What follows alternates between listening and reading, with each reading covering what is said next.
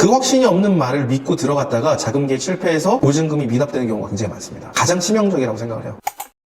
안녕하세요, 고물주님. 반갑습니다. 마냥 다가구 투자가 좋은 면만 있지는 않을 것 같거든요. 최악의 사례라든지 다가구의 단점이라든지 이런 것들을 한번 속 시원히 말씀해 주시면 좋을 것 같습니다. 네, 알겠습니다. 일단 저희가 다가구 주택을 또 취득하는 게 또 경매나 공매를 통해서 또 진행을 하는 거니까 경공매 사례의 기준으로 지금 생각나는 걸 좀 말씀을 드릴게요. 사실 다가구 주택에서 제일 중요한 게 뭘까, 투자할 때 있어서 제일 중요한 게 뭘까를 고민을 해보면 일단 권리 분석이에요. 권리 분석 자체가 어렵지 않지만 내가 경매에 대한 기초 지식이 없는 상태에서 다가구 주택을 권리 분석하는 건 어려울 수 있어요. 그리고 어떻게 보면 아파트, 빌라보다는 다가구 주택이 조금 더 봐야 될 부분들이 있습니다. 그 이유가 아파트 같은 경우에는 사실상 문제가 될 만한 물건들은 거의 없어요. 특히나 뭐 부부가 공동으로 소유하고 있다가 나중에 한 분이 문제가 돼서 지분으로 나오는 경우는 있지만 그거를 제외하고는 권리 분석 어려울 게 없거든요. 근데 다가구 주택 같은 경우는 사실 권리 분석은 동일하지만 토지와 또 건물 부분이 또 있고 도로에 대한 부분들이 또 있다 보니까 사실 조금 더 봐야 될 부분들은 있죠. 근데 내가 모르면 되게 어려워 보이지만 사실 2, 3분만 수업을 들어도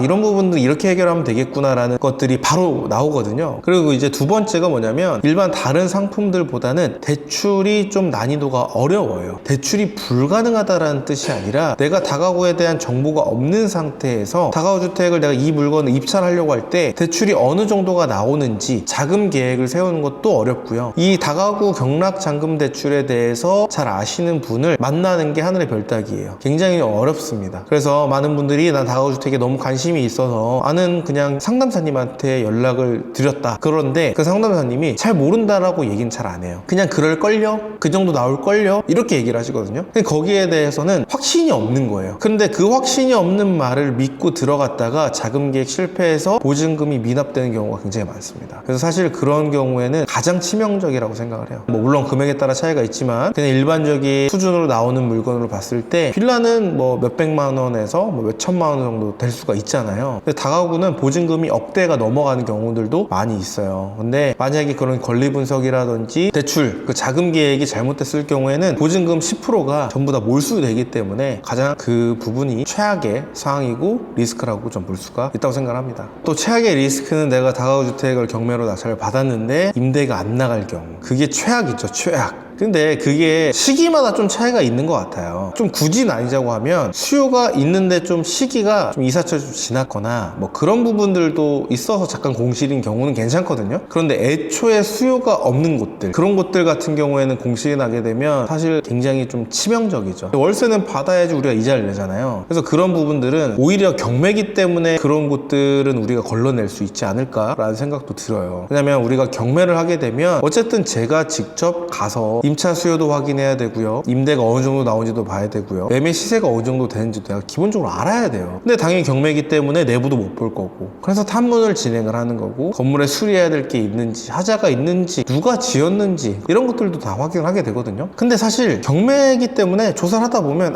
이 건물은 아닌 것 같아. 이 판단이 스스로 서요. 이 물건은 낙찰받게 되면 나중에 공실 청구가 되겠다. 이 리스크가 어느 정도 파악이 되기 때문에 그런 부분들은 우리가 패스를 하고 넘어갈 수 있어요. 하지만 일반 매매 같은 경우에는 이제 공인중개사님께서 다가구 주택에 A, B, C, D 뭐 한 4가지 정도 주택을 보여주면서 수익률도 보여주고 이제 건물에 대한 소개를 해주시잖아요. 근데 이 건물에 대한 소개만 해주시다 보니까 사실 입지에 대한 설명을 들어도 그렇구나 하고 넘어가는 경우들도 많고요. 그리고 의지를 합니다. 소장님한테 그럼 여기가 좋아요, 여기가 좋아요, 여기가 좋아요. 그리고 더 심하게는 순위를 정해주세요. 1, 2, 3, 4 그렇게 또 물어보시는 경우도 있고, 그리고 수익률, 지금 그래서 이거 월세 얼마 나와요? 이자 얼마 나와요? 수익률 어디가 더 좋아요? 실투자금이 얼마나 들어가요? 이런 부분들만 사실 확인한다라는 거죠. 문제는 뭐냐? 이 물건을 브리핑을 해주시는 소장님이 정말 다 알고 있고 정확하게 설명을 해주시면 괜찮아요. 그렇지만 소장님도 직접 가지고 있는 물건일 수도 있고 다른 소장님 물건을 받아서 브리핑을 하는 걸 수도 있단 말이에요. 그래서 다른 지역은 또 모르는 경우들도 있고, 그러다 보니까 이 정보 전달이 좀 잘못되어 있는 부분들도 있는데 내가 직접 발품 팔지 않고 소장님 한 분이랑만 이야기를 하고 가지고 덥석 몇 억 투자를 하다 보니까 문제가 좀 발생을 하더라고요. 소장님이 그때는 괜찮다고 얘기를 하셨어요. 근데 알고 봤더니 여기는 안 괜찮은 거예요. 수요가 별로 없는 거예요. 그럴 수도 있거든요. 근데 경매 같은 경우는 어때요? 부동산 한 군데를 갔어요. 근데 소장님이 여긴 어떻다라고 얘기를 해주셨는데 이것만 믿고 바로 입찰 들어가진 않거든요. 두 번째 부동산, 세 번째 부동산, 많게는 또 다음 부동산도 가요. 그러면서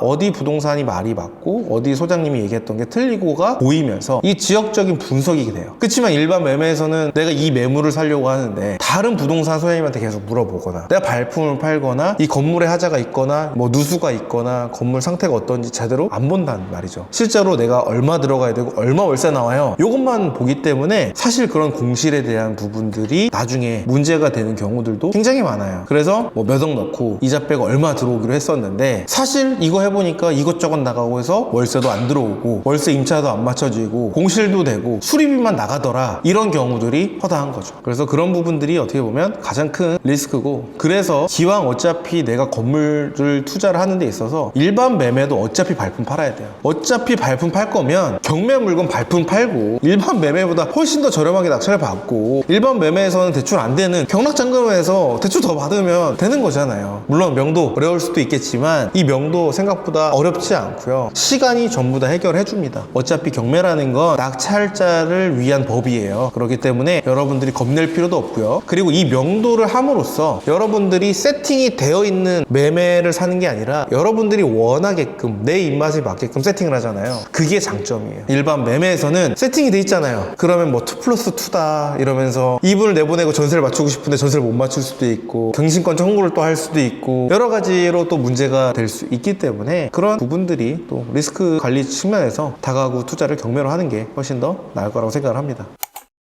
당연히 이제 소장님이 다 브리핑도 하기 때문에 편하죠. 근데 이제 내가 다가구를 공부를 해서 경매를 투자하려고 하면 권리 분석도 배워야 되고 다가구를 어떤 부분들을 내가 봐야 되는지 또 배워야 되니까 두렵다, 어렵다, 내가 나이가 많아서 이제 와서 좀 공부하기는 좀 어려울 것 같다라고 생각하시는 분들도 굉장히 많은데, 사실 저희 수강생 분 중에서는 70대 이신 분도 계시고 정말 열정적으로 공부를 하시거든요. 근데 하나같이 얘기하시는 게 뭐냐면 어차피 일반 매매를 하려고 했었어도 알아야 되는 정보들이 많아요. 그리고 꼭 얘기 드리고 싶은 게 있습니다. 빠른 시간 내에 다가구 주택 경매로 투자해서 월세 세팅 하실 수 있습니다. 하지만 그냥 누워서 그냥 내가 아무것도 안 해도 내가 건물주가 되는 건 아니에요. 분명히 여러분들이 이 3개월 동안 열심히 노력하고 공부해야지만 다가구 건물주 될 수 있고 월세 500만 세팅할 수 있습니다. 그런데 이게 정말 쉽다라고 제가 말씀드린 이유는 효율이라고 하죠. 시간 투자 대비해서 이 성과가 엄청난 거예요. 우리는 회사에 30년 동안 몸을 태우면서 내 시간과 가족들과 시간을 보낼 수 없는 시간을 다